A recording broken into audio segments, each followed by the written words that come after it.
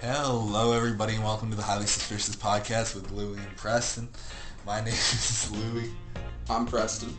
I almost sounded like Churchill Downs announcer for a second. You were going fast. Or either that or auctioneer. Yeah, I was thinking auctioneer. I don't know how the fuck they Spitting do them that. numbers. We are once again reporting live from the Trap House. As of today, it is October the 1st. By the time this comes out, Preston's going to be a man. Preston's going to be 21 years old on the 8th. So this might, not the 8th, the 6th. Good job. I just didn't do the math in my I head. wouldn't remember your birthday. I'm going to be honest with you. I'm really bad with birthdays. So I'm impressed that you were even that close on your first go. October 6th. He is an October baby. He is turning the Libra. big 21. And Preston will be leaving his Cash App in the description for all of the gifts that all of you should give him. All the first strings. I hate when I see that on people's cars. Yeah. Cash at me, I'm 21. Okay. No. Yeah, I'll do that when I pick up $1 off the ground. I'll do that when I download Cash App. I don't have Cash App. Venmo gang. Venmo. Did you see? Sorry, this is off topic. I guess we don't even really have a topic, but I saw something that said that the way that the new tax system works, you have to claim all the money in Venmo and apps like that. But as soon Maybe as that's what's in your Venmo account. as soon as 2022, it's going to be something that you have to actually file on your taxes type shit. So as a business owner, I am going to no longer be able to accept money over Venmo at all. Wouldn't it be the actual money in your Venmo account though? If you're a actual paying an actual business or something like that, I can understand. But amongst friends, that's what most people use Venmo for. Though it's harder to find a business that's doing Venmo transactions. It's more likely that you'll find PayPal. I think Caroline gets Venmo'd her tips. That's super weird. It's a the smaller way of the business. future. It's smaller business too. It's absolutely the way of the future. All of these electronic currencies and shit. Money's already become digital. Really. Yeah. I don't carry cash around really like that. I use my card for everything. I'm waiting for us to outmode the dollar and the coin at some point. Maybe not soon, but 50 years in the future, it might be possible that the money that we use today is a relic. Pretty much all of it's digital, or there's some sort of chip that you use. Yeah, everybody's gonna be using Bitcoin. God, please no. Might be. Might be. I just hate to see all of those crypto nerds being see, I told you I was right. I told you all this would happen. That's spot on. That's exactly what they sound like. I knew it! And they would rub it in your face. I do think that coins are being phased out now because coins are about the most useless Dude, thing there's you could always a possibly change get. shortage. Almost always. It's fucked up. Fuck change. No, I agree. I don't keep even change. want my I change. always leave it as tip. It could be literally I'd buy something for less than $1, and if they're oh, here's 10 plus cents, I'm no. Take it back, please. Please. They're we don't take tips. Please. I know I'll lose it. I know Or do nothing with it. I'll never fucking use it. I never pay an exact change. I'm alright, here's $10. And they're no. Exact change, please. You would look crazy paying with exact change, I think. I hate people who do it. As someone in the customer service industry, I hate when I have to sit and wait for somebody to count out all this. But I also hate when there's no change in the drawer. There's probably a change shortage because nobody's using the change. Or my theory is that it's all those people who keep those giant gallon things to collect all their coins and then go, cash it in. I know a lot of people who do that. I do that. I do that too. And I never cash them in. I just have a big ass thing of fucking coins Dude, that I'll never use. You should. We did that to pay for the vacation. You collected all your coins together? Yeah, it paid for like gas and the Airbnbs. Like, it was crazy. Nice. But also that's because we get tips, so I get like a lot of change regularly. So what do you want to talk about today? Mario movie? I don't want to run back Mario movie. You don't want to run back Mario movie? Talked enough about Mario movie? How about movies like the Mario movie? Like, I never watched the Sonic movie. It looked that bad to me. I have decided to not watch it, to never watch it. Let it just live as a meme in my brain. I saw it. It was pretty bad. The funniest thing that happened with that was when the character design originally came out and they made it look like a human.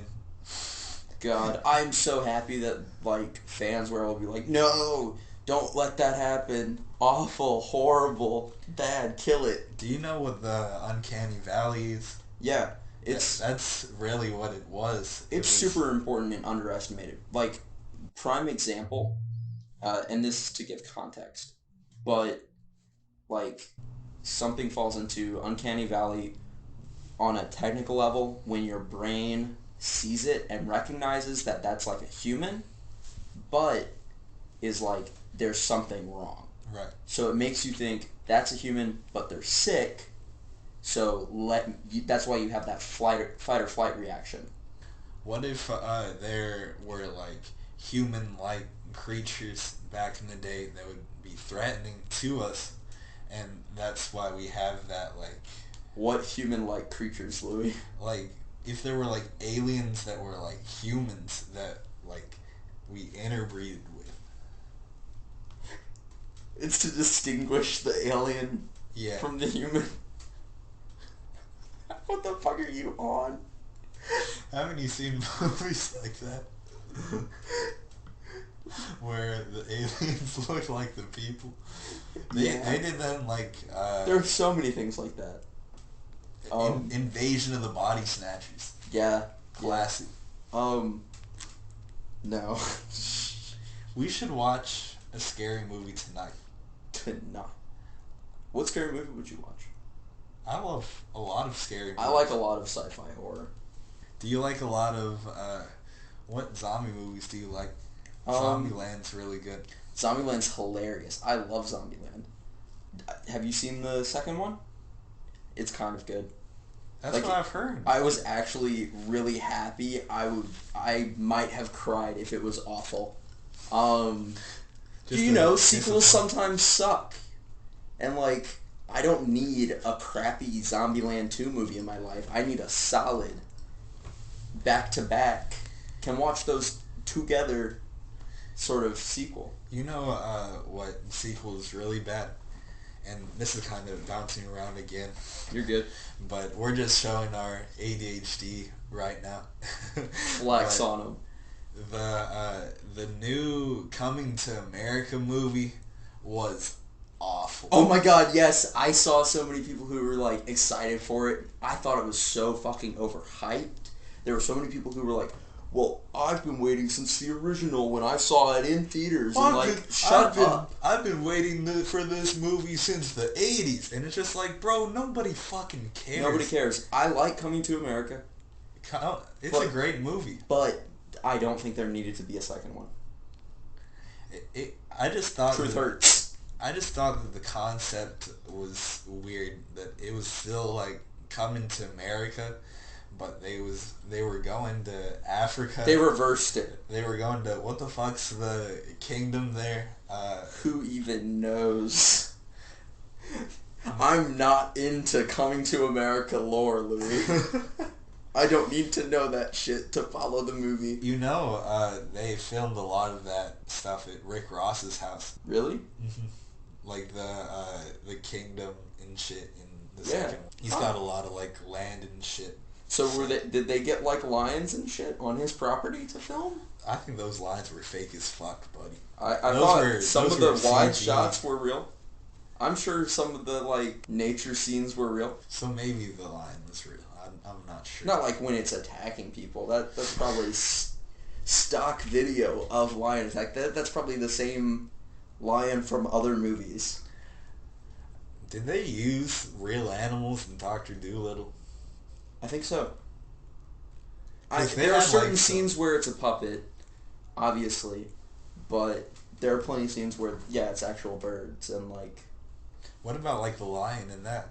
Wasn't there a lion in that? Tiger? Yeah, the tiger. The tiger's real when it's in a cage, I bet, and, like, maybe in a couple of other takes when it's just, like, walking around. But, like, the only one that comes to mind is some talking scenes. I bet it's a puppet that they have set up. They're not, like, manipulating it in any way. Eddie Murphy's so good, bro. Yeah. He's got some classic ass shit. Kind of timeless. It's almost biased for us to call it timeless, just because I feel like some younger people today, and it's funny to say younger people, but there are younger people than us now. When you say that, I think of, like, my siblings. And it's more of a, like, woke generation, so you look back at some of the jokes in Coming to America 1. Yeah, I agree. And people are like, this isn't funny anymore. But you gotta accept things for, like, what they are.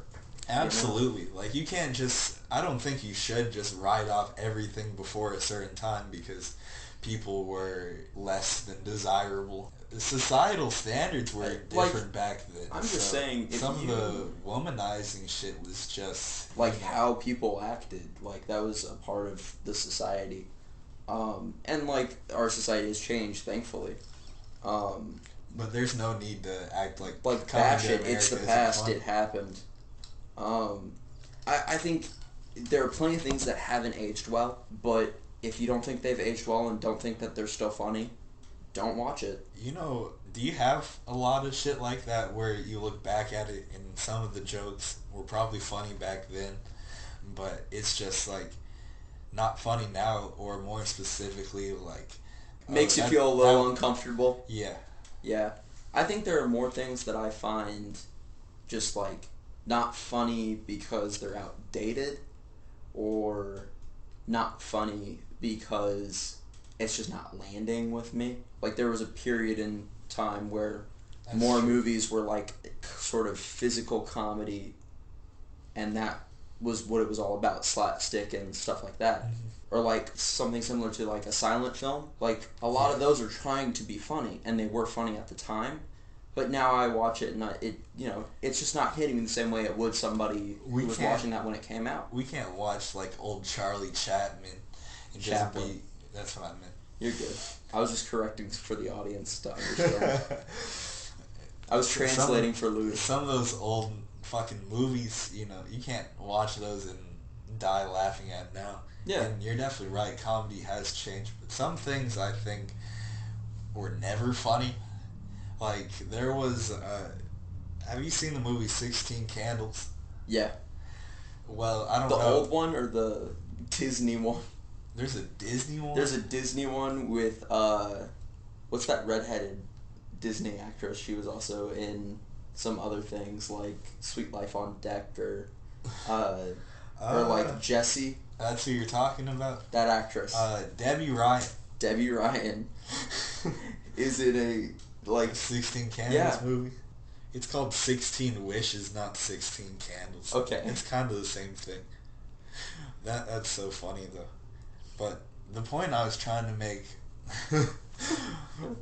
the old 16 Candles movie made by the same person that did, like, Breakfast Club and shit like that. What the fuck's his name? Whatever the fuck his name is. I don't know. I'm so bad with names. Me too. And I'm sure the listeners are gonna be listening to us be like, yeah, whoever the fuck that is, and be like, who are they talking? Who are they talking? Like, there was, like, a date rape scene in that movie. You remember that? Where I don't remember that, but there are plenty of movies where they, like, imply things like that, and it's just like on with the movie, which is super fucked up. It's such an unnecessary part, and they made it like it was supposed to be funny. Yeah. Like, oh, dude, like have you ever seen Revenge of the Nerds? Okay, there's a scene in Revenge of the Nerds where one of the nerds, it's like a costume party, and they're in, like, a dark maze sort of thing, and he, like, hooks up with this jock's girlfriend because she thinks it's the jock. And then afterwards she just like falls in love with him. Even though she was kind of just raped. Isn't that fucking crazy? I remember the first time I saw that and was like, wait a minute. Did that happen? Did that just happen? And then they're like dating after that. That's a movie that my dad really likes. They like make a joke about how it's like he was really good at the sex and like that's why she was into it. But like that's still fucked up. Yeah. It's still weird. I liked the rest of that movie, but like I'll skip that scene. So it doesn't ruin like the whole movie for you. It just ruins like that part. Part. I'm definitely like no thanks. Unnecessary plot detail. Like they could have just made a reference to them or like made it more evolved plot wise for that to happen versus just like yeah, it was dark. Sometimes it can be like, I think it can be a sign of a shitty movie, like in totality. Oh yeah. Because if that's what you have to make a movie about, like if you don't have enough going for your plot, that you have to start pulling at straws like that, where you need a fucking date rape scene, like that's so unnecessary. Get better at writing. Yeah. Yeah. I agree. What else are we going to talk about? So, at the time that you're listening to this, or the time that we post this anyways, it was Indigenous Peoples Day the day before. So happy Indigenous Peoples Day to everybody. Nice. It's a good day. Yeah. I like when people like reclaim shit that's Dude, okay, racist. so I love that recently there's been a proposal in New Zealand to start referring to the country by its native name. I think that's great. There's like a specific rainforest that was just recently returned to the like Aboriginal people that are native to the area. In New Zealand? Well, that'd be like Australia, I think. Yeah. But like meaning that they're able to do tours now and operate businesses about the area that are going to bring money to their community. Mm-hmm.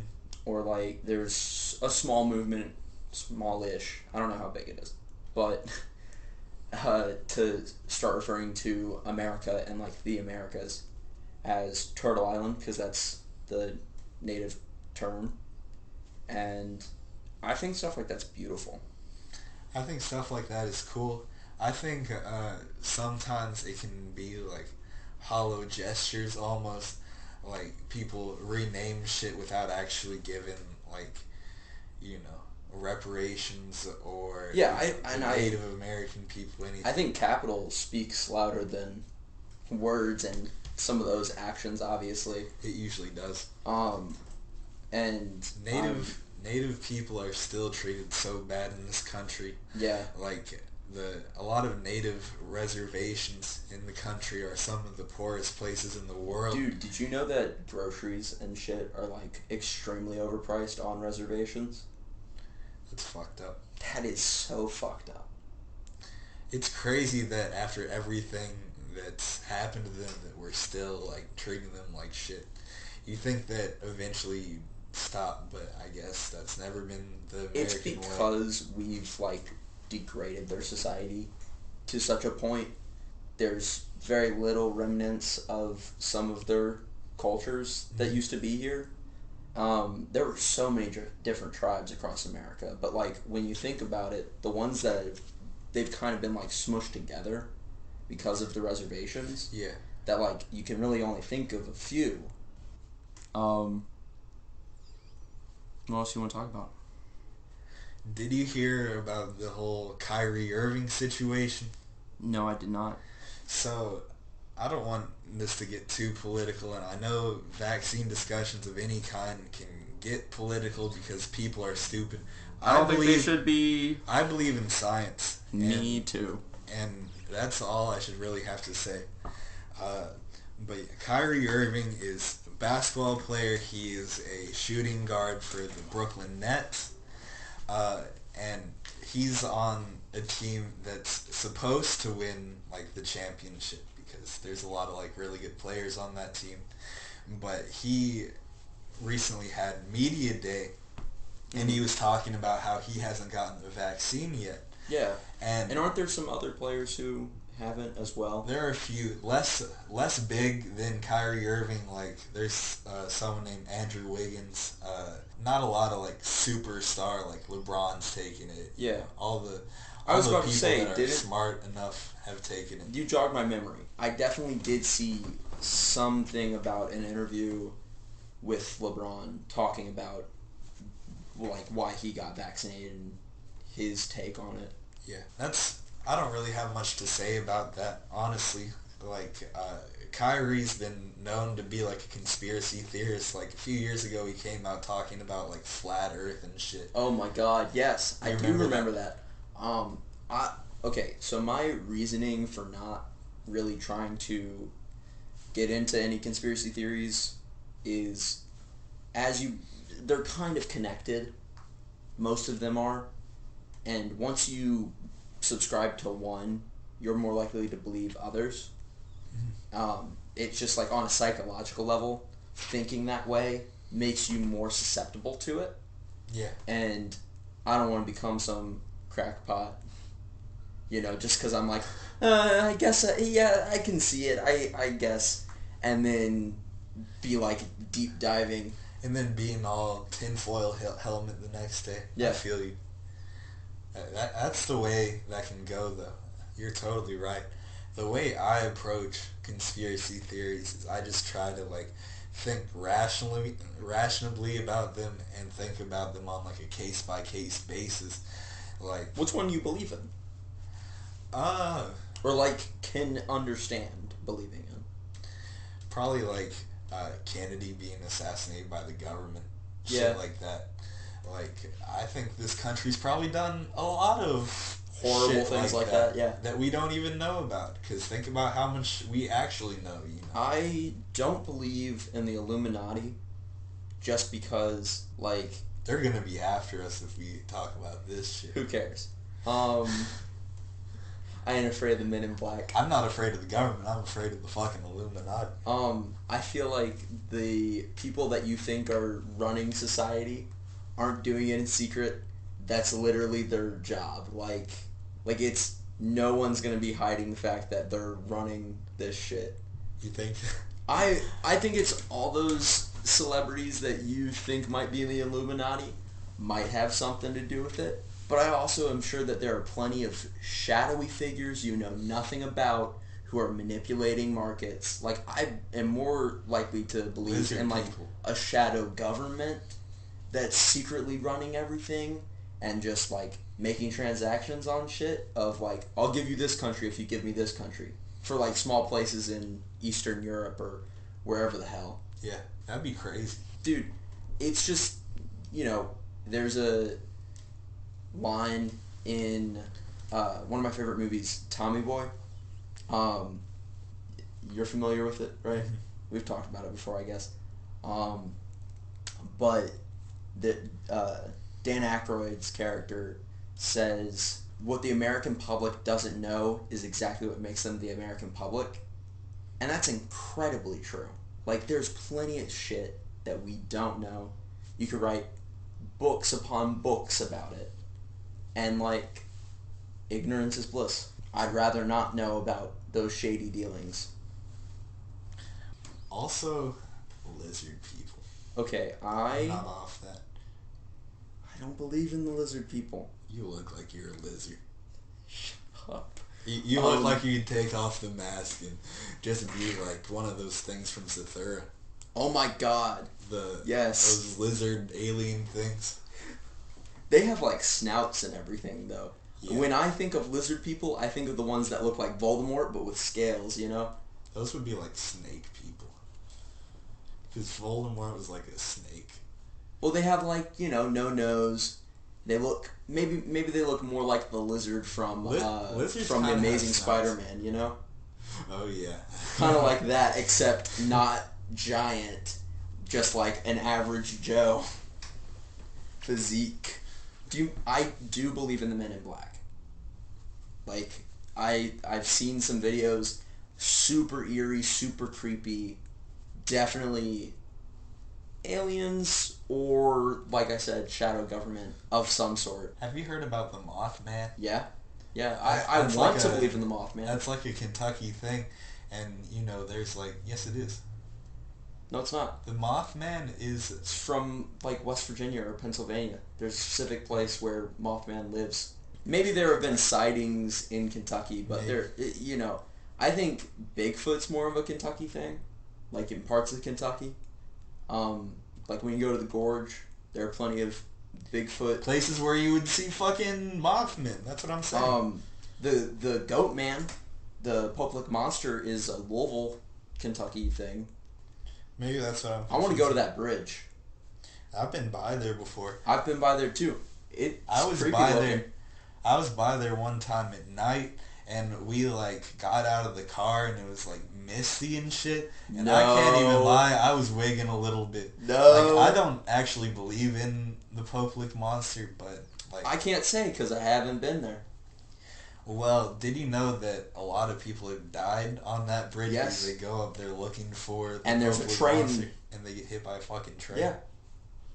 That's fucked up. It is fucked up. I'd love to see something like that. Me too. I want to see Bigfoot at least once in my life. There are people who have seen it multiple times, which I think is kind of crazy to think about, but if you seek it, maybe you'll see it more. Mm-hmm. But I've told you, I've had interactions with ghosts. I've been pushed by a ghost before, and I've seen a ghost before. We're previewing the Halloween episode. Yeah, a little warm up, a little pregame. Because I actually have not heard those stories. I'm excited to hear those stories now. I've never had anything actually paranormal happen to me. I've scared myself into thinking something like that. Yeah. Just because it's kind of fun to do that sometimes, but Well, and yeah, if you're thinking about it, it becomes self-fulfilling prophecy. But I'm waiting to see the ghost here, because our door is definitely just unless the floors and doors are all screwed and at an angle, these doors do just kind of slowly open or close during the night. Cool. Well, I already low-key think that your place is haunted. Yeah. It's the kind of place that would be. We were going to bring a Ouija board here one time. I have one. And then Nikki said that you did have one, and then we never did it. I don't know where it is. I want to conjure a spirit in this place. I've used one before. Have you ever used a Ouija board? But I've used one before with some friends. We made one out of cardboard. And, it still works just the same. It's just a mode of communication for a spirit. I like how I say it very technically. But like a Ghostbuster. But we were at the Elks Lodge next to my grandparents, and we were chilling at this bench and did it, and asked the ghost name, and we got a name. We looked it up. Of course, it's somebody who died in a car accident on that road. That's crazy. I swear to God, on my life. You can't make that shit up. Can't make that shit up. I don't know how, unless one of us subconsciously knew that already. No way. Because that's the theory, is that it's just kind of a mixed subconscious sort of thing, making random sense. It's always been a goofy party game, because it's always stop moving it, stop. But I know, I've not moved it. I've just placed it gently on there. Do you think any of those instruments that they use on ghost hunting shows are real? I think some of them detect certain things. I do get, I used to watch Ghost Adventures. Yeah. That scared the shit out of me as a kid at one point, and then I really got into it. And there's some stuff on there that I get that they're going to the most haunted places in the world. So they are going to get something on there.